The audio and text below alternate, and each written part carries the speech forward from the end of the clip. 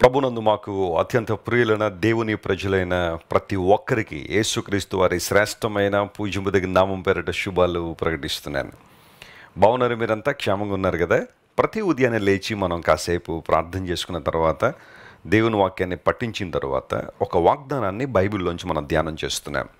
పరిశుద్ధ లేఖనాల్లో ఆదికాండం మొదలుకొని ప్రకటన గ్రంథం వరకు ఎన్నో వాగ్దానాలు మనందరి కోసం పొందుపరచబడి ఉన్నాయి. అవి కొంతమందికి దేవుడు ఆ కాలములలో ఆ వాగ్దానాలు ఇచ్చినప్పటికీ కూడా ఆధ్యాత్మికమైన రంగంలో యేసుక్రీస్తు ప్రభు ద్వారా ఆ వాగ్దానాలు మనం కూడా క్లెయిమ్ చేసుకోవచ్చు. ఎందుకంటే లేఖనాల్లో పొందుపరచబడిన ప్రతి వాగ్దానం యేసు ప్రభువులో అవును అన్నట్టుగానే ఉన్నాయని అపోస్తలుడైన పౌలు తెలియజేశాడు. దేవుని వాగ్దానాలు మనందరికీ బలాన్ని, ధైర్యాన్ని, మనోనిబ్బరాన్ని ఇస్తున్నాయి. దేవుని యొక్క వాగ్దానాలు మనకు సంతోషాన్ని కూడా ఇస్తున్నాయి. ఆయన కొరకు ఎదురు చూచే భాగ్యంలోనికి మనం నడిపిస్తున్నాయి. ఈరోజు వాగ్దానంగా పరిశుద్ధ గ్రంథం తెరిచి 32వ కీర్తన 11వ వచనాన్ని చదువుకుందాం. Psalm 32 and verse 11. నీతిమంతులారా యెహోవాను బట్టి సంతోషించుడి, ఉల్లసించుడి. యథార్థ హృదయులారా మీరందరూ ఆనందగానము చేయుడి. మీరు ఆనందగానం చేయండి, సంతోషించండి అని ఒక సూచన ఇచ్చినట్టుగా ఈ వాక్య భాగం ఉన్నప్పటికీ కూడా దానిలో ఉన్న ఒక వాగ్దానాన్ని మీ ముందుకు తీసుకురావాలని కోరుతున్నాను. అదేనంటే యెహోవాను బట్టి మనకు సంతోషం, యథార్థ హృదయంతో బ్రతికేవాడు ఆనందగానం చేస్తాడు. ఈ మాటలు గుర్తుపెట్టుకోవాలి మీరు. నీతిమంతులారా అని సంబోధించాడు. ఎవరు నీతిమంతులు? పుట్టుకతో ఎవరైనా నీతిమంతులు ఉన్నారా? బైబిల్ సెలవిస్తుంది, నీతిమంతుడు లేడు, ఒక్కడునూ లేడు. There is none righteous in the sight of God. మనుషుల దృష్టిలో నీతిమంతులుగా ఉండాలని కొంతమంది ప్రయత్నం చేస్తారు. బహుశా మనుషుల దృష్టిలో మంచివాళ్ళుగా ఉండడానికి ప్రయత్నాలు చేసేవాళ్ళు ఉన్నారు. ఆ ప్రయత్నాల్లో సఫలులైన వాళ్ళు కూడా ఉండొచ్చు. మనుషుల దృష్టిలో మంచిగా ఉన్నవాళ్ళు, మనుషుల దృష్టిలో నీతిమంతులుగా ఉన్నవాళ్ళు ఉండొచ్చేమో, కానీ దేవుని దృష్టిలో, పరిశుద్ధుడునో పవిత్రుడైన దేవుని దృష్టిలో నీతిమంతుడు ఎవరు లేరు. అయితే మనందరూ కూడా స్వనీతితోనూ, దుర్నీతితోనూ, అవినీతితోనూ నింపబడిన మనలను దేవుని నీతిగా మార్చడానికి యేసు ప్రభు వారి లోకానికి వచ్చారు. పరిశుద్ధ లేఖనాల్లో అనేకమైన అద్భుతమైన మాటలు. ఒక మాట ఏంటో తెలుసా?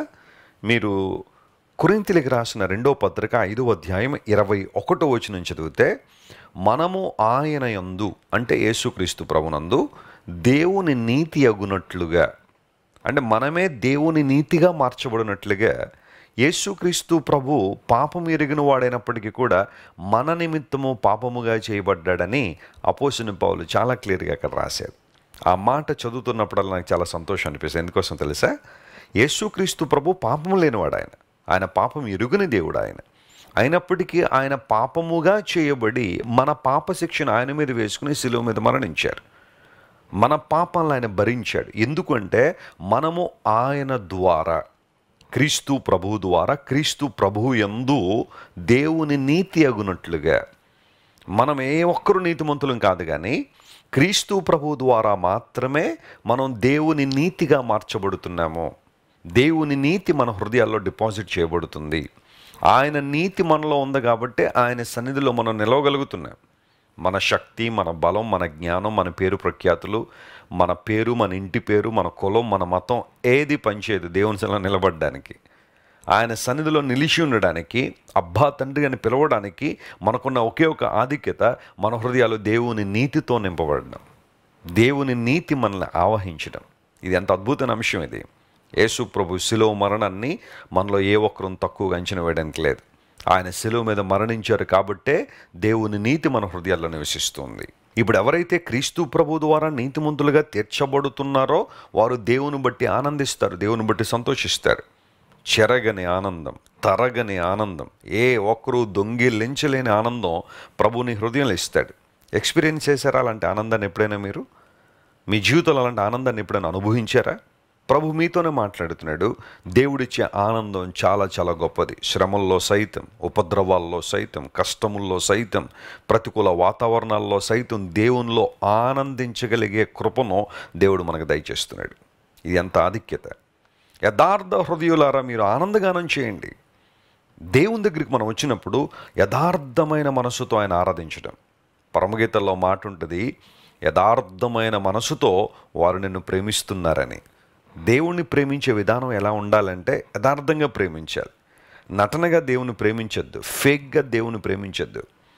ప్రభువా నేను నిన్ను ప్రేమిస్తున్నానని మాటలతో మాత్రమే చెప్పొద్దు, ఆ మాట హృదయంలోంచి రానివ్వాలి. సంఘాల్లో చాలామంది ప్రతి ఆదివారం వచ్చి లార్డ్ ఐ లవ్ యూ, నేను నిన్ను ప్రేమిస్తున్నాను అని చెప్తారు, కానీ నిజంగా దేవుని ప్రేమిస్తున్నారంటే వారి జీవితాలను చూస్తూ ఉంటే ఆ మాట అబద్ధమే అనిపిస్తుంది. బయట వారి బ్రతుకులు, సంఘం వెలుపల వారి జీవితాలు దేవునికి అవమానకరంగా ఉంటున్నాయి. కానీ మందిరంలోకి వచ్చి లార్డ్ ఐ లవ్ యూ, నేను నిన్ను ప్రేమిస్తున్నాను అని చెప్పేసి ఆ 2-3 గంటలు దేవునిలో ఆనందించేసి వెళ్ళిపోయేవాళ్ళు కొంతమంది ఉంటారు. కానీ నిజంగా దేవుని ప్రేమించేవాడు, యథార్థంగా దేవుని ఆరాధించేవాడు, యథార్థంగా దేవుని స్తుతించేవాడు ఎల్లకాలము సంతోషిస్తాడు. నా ప్రార్థన, నా కోరిక మీరు అలాంటి ఆనందాన్ని అనుభవించాలని, అలాంటి సంతోషంలో మీరు నింపబడాలని. ఈ లోకంలో ఏమున్నా లేకపోయినా ఎవరు మీతో ఉన్నా ఉండకపోయినా ప్రభువులో మీరు ఆనందించడం నేర్చుకోగలిగితే, ఆయన సన్నిధిలో సంతోషించడం నేర్చుకోగలిగితే మిమ్మల్ని జయించేవాళ్ళు ఎవరు లేరు ప్రపంచంలో, మిమ్మల్ని కృంగదీసేవాళ్ళు ఎవరు లేరు. దేవుని ఆనందంలోనూ ముందుకు కొనసాగాలి. ప్రతికూల వాతావరణాలు లేవా, సమస్యలు లేవా అంటే ఉన్నాయి, కానీ అవి ఏనాడు కూడా దేవుడు మనకిచ్చిన ఆనందాన్ని దొంగిలించలేవు. ఎందుకోసం అంటే ప్రభుని హృదయంలో శాశ్వతమైన ఆనందాన్ని ఇచ్చాడు. ఈ రోజంతా ప్రభువులో ఆనందించండి. Rejoice in the lord. And again I say rejoice in the lord. ప్రభునందు ఆనందించండి. ఎన్నిసార్లు అని చెబుతాను ప్రభునందు ఆనందించండి అని పౌలు భక్తుడు చెప్పిన మాటను జ్ఞాపకం చేసుకుని let us rejoice in the lord and let us B glad in his presence and let us glorify his name. ఆయన నామాన్ని మహింపరుస్తూ, ఆయన సన్నిధిలో ఆనందిస్తూ, నీతితో నింపబడిన మనము నీతిమంతుడైన ప్రభువుని గణపరుస్తూ ముందుకు సాగిపోదాం. అలాంటి కృప దేవుడు మీ అందరికీ దయచేయనుగాక. ప్రార్థన చేసుకుందాం. ప్రేమగల తండ్రి, ఇంతవరకు మీరు మాతో మాట్లాడిన ప్రతి వాగ్దాన సందేశాన్ని బట్టి నీకు స్తోత్రాలు ప్రభువా. మా బ్రతుకుల్లో నీకున్న ప్రతి మంచి ప్రణాళికను బట్టి నీకు స్తోత్రాలు. మేము నీతిమంతులుగా చేయబడాలని పాపమెరుగున నీవు మా నిమిత్తం పాపముగా మార్చబడి మా పాప శిక్షను శిలువ మీద మరణించినందుకు నీకు వందనాలయ్యా. నీ ప్రేమను వర్ణించడం మా వల్ల కాదు, అంత గొప్ప ప్రేమతో మమ్మల్ని ప్రేమించారు. ఈరోజు ఈ వాగ్దాన సందేశాన్ని వీక్షిస్తున్న మా ప్రియులందరి హృదయాల్లో నీ ఆనందం, నీ సంతోషం ఎల్లప్పుడూ నివసించినట్లుగా మీరే సహాయం చేయండి. పరిపూర్ణమైన నీ కృపలో వారు వర్ధిల్లినట్లుగా కృప చూపించండి. ఘనతయు మహిమయు ప్రభావానికి మాత్రమే ఆరోపిస్తూ యేసుక్రీస్తు వారి శ్రేష్టమైన నామం పేరిట అడిగి వేడుకొనిచున్నాం తండ్రి. Amen, amen. God bless you dear friends. Have a wonderful day. John Wesley అంతర్జాతీయ పరిచర్లు నిర్వహించు 4వ ప్రపంచ తెలుగు క్రైస్తవ మహాసభలు తేదీ 2025 నవంబర్ 4, 5, 6 మంగళ, బుధ, గురువారములు ప్రతిరోజు ఉదయం 9 గంటలకు మరియు సాయంత్రం 6 గంటలకు. స్థలం క్రైస్ట్ వర్షిప్ సెంటర్, రాజమండ్రి.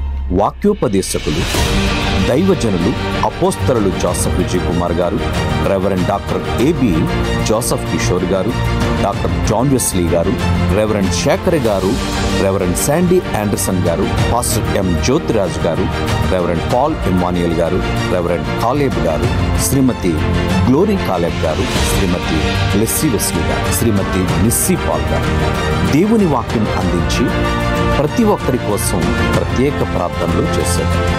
అద్భుత సందేశాలు, శక్తివంతమైన స్తుతి ఆరాధన, మధుర సంగీతం, రక్షణ సాక్ష్యములు, ప్రత్యేక ప్రార్థన.